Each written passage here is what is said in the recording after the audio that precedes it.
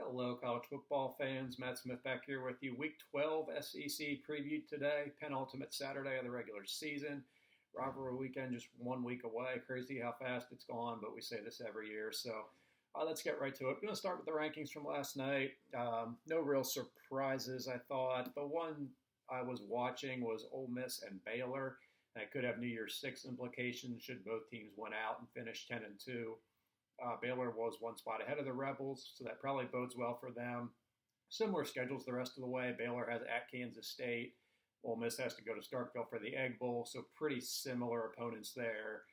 Each has another home game. Ole Miss against Vandy, Baylor against a slightly better opponent in Texas Tech. But if both win their next two games and Baylor does not go to the Big 12 championship game, which would happen if Oklahoma wins out and it's a Bedlam rematch, then I think it's hard for Ole Miss to jump Baylor given the quality of opponents the next 2 weeks without a Baylor loss. And both could still get in the New Year's Six. We don't know how it's going to play out with upsets on championship Saturday and such. So they both could be in. I guess theoretically they both could be out. But if one does get in and the other does not, I think the advantage right now is with Baylor being a spot ahead of Ole Miss last night. That's the only real significant thing. The top 10, whatever. The Michigan State thing, not relevant at this point. Cincinnati versus Michigan, not relevant at this point. So we'll let these next 2 weeks play out and see where we land heading into championship weekend. Gary Barta again last night with some ridiculous comments about outside of watching the game in regards to Michigan State. And again, I'm not the super head-to-head trumps everything guy. So again, I would still have Michigan State ahead of Michigan at this time. It'll play itself out. If Michigan State wins their next two, they'll go to the title game. It would be ahead of Michigan regardless, being a conference champion should they win that. So it's not material at this point. But every time they talk about this thing, it's just crazy. You can justify Michigan being ahead of Michigan State if you want by saying Michigan has a top 15 road win. They blew out Wisconsin, who's now number 15. Michigan State went to Purdue and lost substantially, and we believe that because of that, that trumps the 4-point road loss in the head-to-head. And I don't necessarily agree with that, but that's reasonable, and they need to be able to articulate that, and they never do. So, not much else there rankings-wise. NC State I thought was too high at 20. I don't know why they're behind Arkansas when Arkansas has played number 1, played number 12, and lost by a point on the road. Has the A&M win, has another top 25 win over Mississippi State. I don't get that, but they seem to really like NC State for whatever reason. But that's neither here nor there. Virginia Tech opened up on Tuesday. Justin Fuente out after 6 seasons. Not a big surprise. I was pretty down on them going into the season. I thought they'd be a 5-7 team. Looks like they will be 5-7, potentially 6-6, but obviously too late for Fuente. Regardless, he's out, moving on. I guess there's a chance he could land at TCU, where he was an assistant back in the 2000s under Gary Patterson. Candidates there, certainly Jamie Chadwell's didn't play. I think you'll hear Billy Napier's name. You'll probably hear Hugh Freeze's name, most likely coming from Hugh Freeze. I don't think Luke Fickell's really going to be interested in this. I think he'll hold out and wait for some of the bigger jobs in the Midwest to open up. I would at least yell over the mountains and see what Mark Stoops is feeling at Kentucky. I think he's content there, but if he wants to win a championship, that's never happening at Kentucky. We've seen that. He had a good team this year. He had a good team a couple years ago, and they ran into Georgia, and that was the end of that very quickly, and Georgia's certainly not going away anytime soon. So just put a feeler out there. Maybe he wants a fresh start. Maybe he's content just making a lot of money, not having a lot of pressure. But if he does have that itch to win a championship at some point outside of an Outback Bowl, I think he's not going to be able to do that at Kentucky. So worth a phone call. If he says no, that's great, move on. But I think he's a pretty good coach. I think would fit pretty well at a school like Virginia Tech, who has to recruit a little bit, kind of like Kentucky does, where you probably can't get the big boys, but you got to be able to capitalize on those second-tier guys and not lose them to other schools when they're in your region. So that's about all. Virginia Tech, we'll see where that goes. Pretty interesting job. Definitely a top 25 job, even though it's not an SEC or a Big Ten school in terms of a paycheck from the media rights. But I think a place you can definitely win and should be competing for championships in that ACC, at least on the coastal side, year in and year out. And they certainly haven't done that the past 4 or 5 years under Fuente. All right, to the games. Not a good slate for the SEC this week, of course. We used to joke about SoCon Saturday. I don't think there are actually any Southern Conference opponents, but certainly some pretty dog teams coming into SEC stadiums this weekend. Only 4 conference games and then 6 non-conference games. So we'll knock some of these out pretty quickly. New Mexico State, Kentucky, that's your noon SEC Network game. Second straight SEC game for the Aggies. They're 1-9. They're not good. I'm going to give them a touchdown this week. Only managed 3 points in Tuscaloosa. So we'll say something like 48-10 or so. I think Kentucky's a 36-point favorite.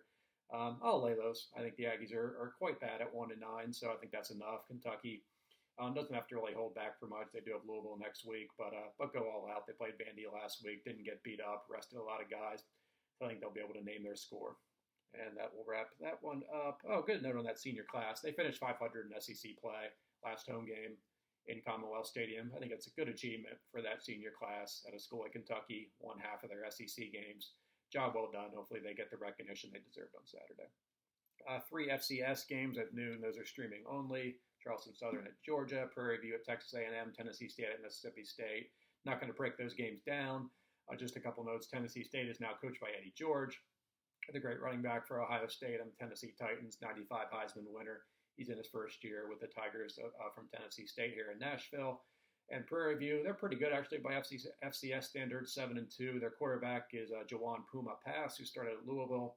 Played a little bit back, I guess, in Petrino's last year and Satterfield's first year. Lost his job to Malik Cunningham. He is now at Prairie View. So if you watch that game, you'll see Jawan Pass going up against that Aggies defense. That is all for that FCS trio of games. CBS game, Arkansas and Alabama. I have a lot of concerns about Arkansas scoring points in this game. They didn't look great against LSU, managing over 16 or only 16 points in overtime. Against the Tigers, this Alabama defense is starting to roll pretty good. Back end's coming around a little bit. Obviously, you got maybe the best defensive player in the country in Will Anderson. And I'm concerned. Again, KJ Jefferson, not a guy who's going to pick you apart in the intermediate passing game. He's got Treylon Burks, but I trust Alabama to do enough to take him away schematically in terms of the home run balls. So I think points are really going to be at a premium for Arkansas on Saturday. So I like Alabama. I'm going to lay the 21 points here. I'm thinking maybe 38-14 or so.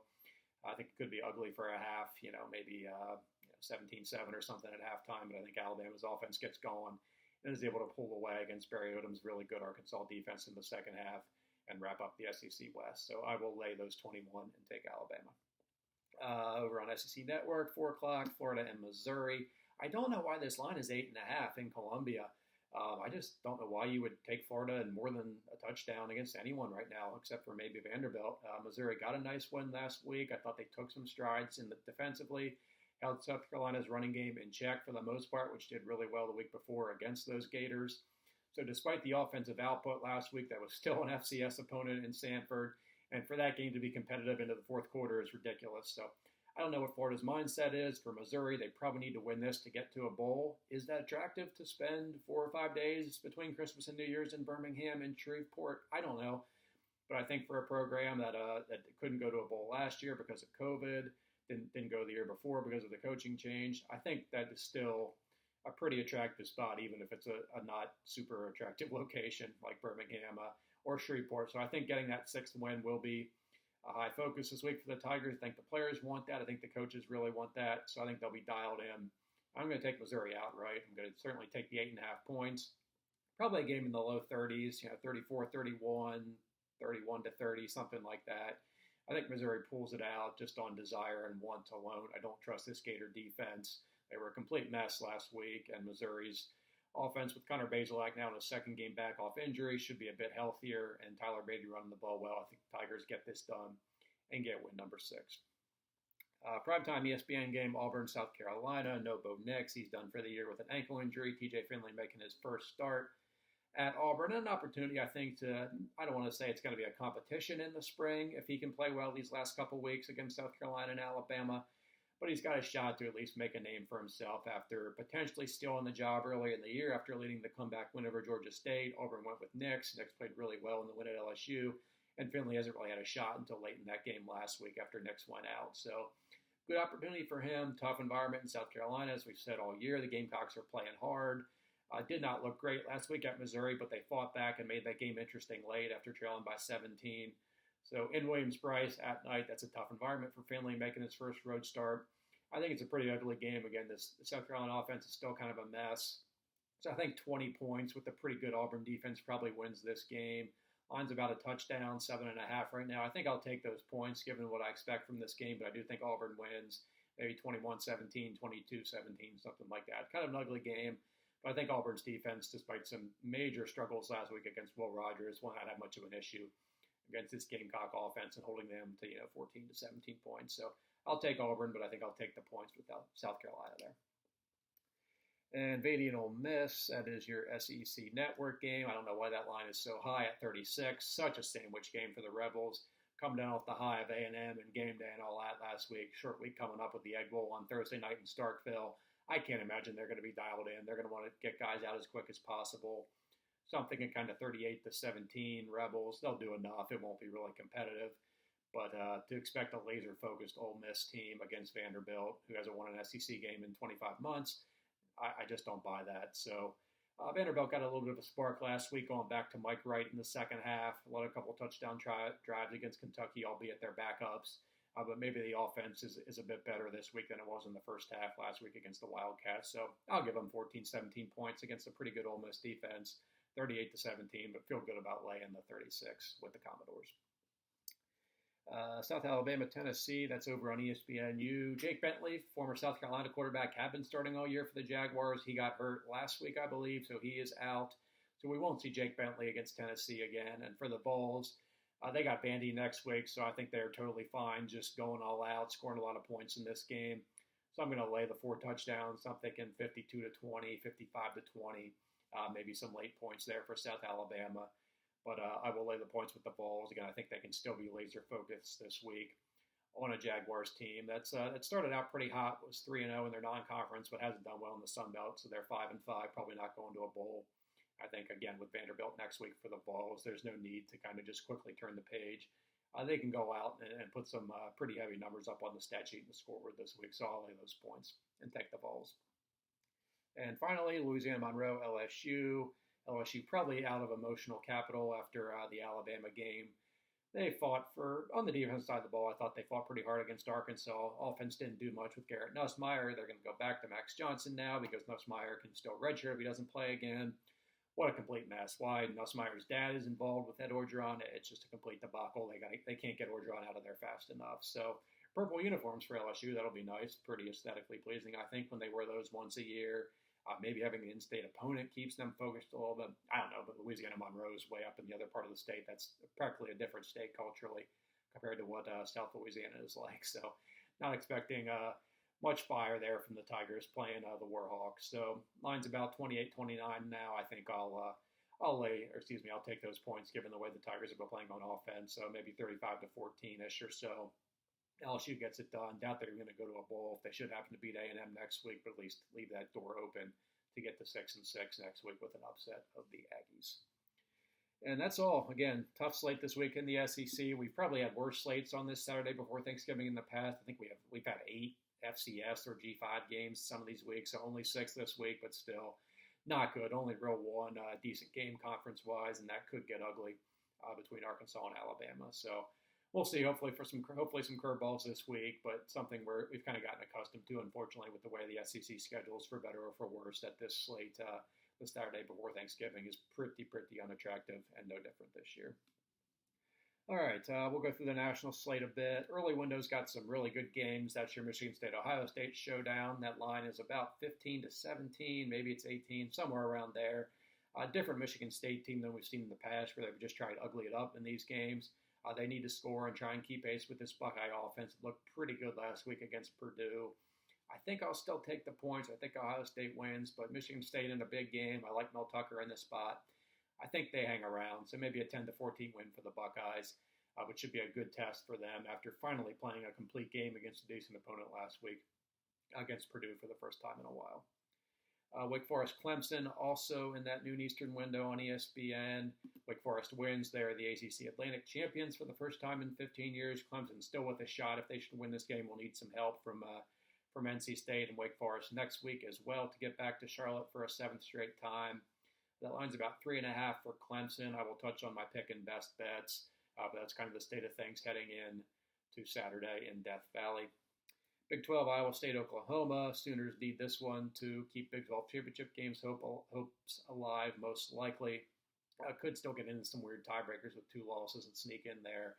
But against a reeling Iowa State team who lost at Texas Tech last week on a last-second field goal, got to think that might have ended their total investment in this season in terms of getting back to the Big 12 title game. Still have a shot as well with weird tiebreakers. But that was a tough loss for the Cyclones. Now they bounce back, go on the road, back to Norman for the second straight week.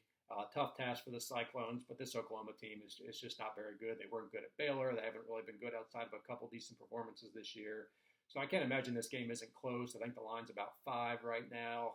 No strong lean on that one. I think it'll be a pretty close game. I'd lean Oklahoma straight up. But certainly two teams that have not been playing their best football of late on Saturday in Norman. What else do we got? Texas, West Virginia in that window. Loser is out of the bowl picture. We got the Wrigley Field game between Purdue and Northwestern. Hopefully the field, they can play both ways, unlike 10 years ago when they had to switch sides. They can only go into one end zone because it was up against the brick wall or something ridiculous. So I think they fixed that, so I think we'll be able to go in both directions. But always a unique spot in a historic venue like Wrigley. So turn that on for at least a few minutes just to see the scenery of playing a football game in Wrigley Field like they used to do back when the Bears played there in the 50s and 60s and such. And Florida State, Boston College, a decent ACC game there. Seminoles still with a shot to get hot here and get to a bowl, but they'll need to win up in Chestnut Hill Saturday. And they go to Gainesville and beat Florida next week. BC already bowl eligible at 6-4, has looked pretty good in the past 2 weeks with Phil Dracovic back in the lineup. Late afternoon, we have Georgia Tech, Notre Dame on NBC. Not much excitement there. Irish riding a pretty easy schedule here down the stretch. They should finish 11-1. Nebraska and Wisconsin. Badgers can inch closer to locking up a Big Ten West title again, beating the always snake-bitten Cornhuskers. Got SMU at Cincinnati in that window as well. Good test for the Bearcats. SMU got back on track last week, pounding UCF after a couple tough weeks. They'll take their shot on the road against the mighty Bearcats. ACC Coastal probably comes down to Saturday, Virginia at Pitt. That line is about 14. That tells me they think Brennan Armstrong is not playing once again. I kind of believe it. Bronco Mendenhall's been coy, of course, but Vegas knows. And if that line, I've seen 14.5 in some places, I would say Armstrong's not playing. And given how bad Virginia's offense looked last week against Notre Dame without him, pretty good spot for Pitt. So I think they win this game and lock out the Coastal for the second time in 4 years. I guess there was no Coastal last year, so we'll say second time in 3 years for the Panthers to play for the league title. And Michigan, Maryland, that's your BTN game. As a holder of a Maryland under 6 wins ticket, I would like the Wolverines to win that game. I think they will, and then set up, obviously, another huge game next week with the Buckeyes in Ann Arbor, potentially for the Big Ten East title, should Ohio State beat Michigan State. UCLA-USC, always a great uniform game, particularly when it's in the afternoon, which this is, 1 o'clock Pacific time in the Coliseum. Usually like it a little better in the Rose Bowl just because we get UCLA's powder blues.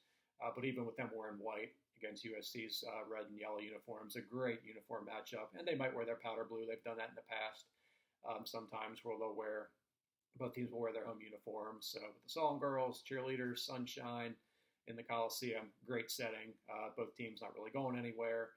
But still, UCLA-USC can at least move the meter to some extent for any college football fan. And I guess that's about it. Primetime window, unique start time for Baylor, Kansas State, but that's a really good game. 5:30 on Fox Sports 1. Might get lost in the shuffle as you're flipping around on Saturday, but remember that one.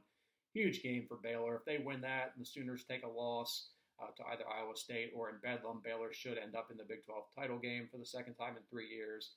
But K-State's playing really good football. I believe that's 4 straight wins now. Got Skylar Thompson back.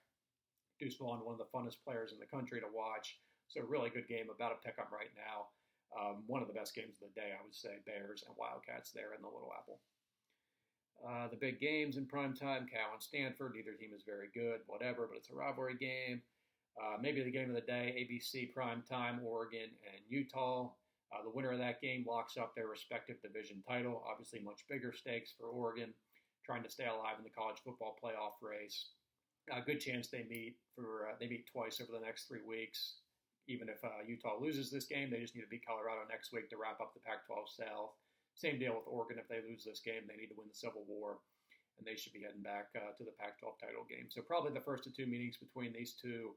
Utah about a 3-point favorite in this game, so probably just the standard home field advantage with the game in Salt Lake City. I would lean Oregon in this one. I think they're being a little bit undervalued. I still think they're pretty good. I think they've really maximized what they can do on offense without C.J. Verdell using Travis Dye as the touchdown scorer and Anthony Brown, who, again, is not a great passer, but they've done enough with him. Really impressed with how Joe Moorhead has handled that offense this year. So I think Oregon wins and keeps CFP hopes alive for another week at least, heading into next week's Civil War. That's about it for prime time, I guess. Oklahoma State, Texas Tech on Fox. Can the Red Raiders pull a second straight home upset? But the Cowboys are playing such good football right now. I think they survive and set up, obviously, a huge game for Bedlam next week back home.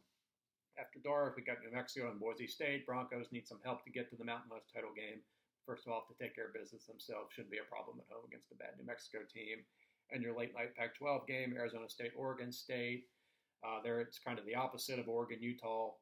One of these teams the winner could stay in the Pac-12 title race, but the loser could be out if they flip. If Oregon wins against Utah and Oregon State beats Arizona State, then both divisions will be over. Or if Utah and Arizona State both win, both divisions will be over as well. So kind of a weird shot there, but both teams still with an outside shot to win their respective divisions, but will need some help based on that Oregon-Utah game, which should be a good one up in Corvallis, I think. And for Arizona State as well, should Oregon beat Utah twice and send the Utes to 8-5, I think there's a chance 9-3 Arizona State could be that Rose Bowl team should Oregon go to the playoff and have that spot open up for a second Pac-12 team. So still some goals in there for both teams, and I think the Rose Bowl is still in play for the Sun Devils should a few things shake out over the next couple of weeks.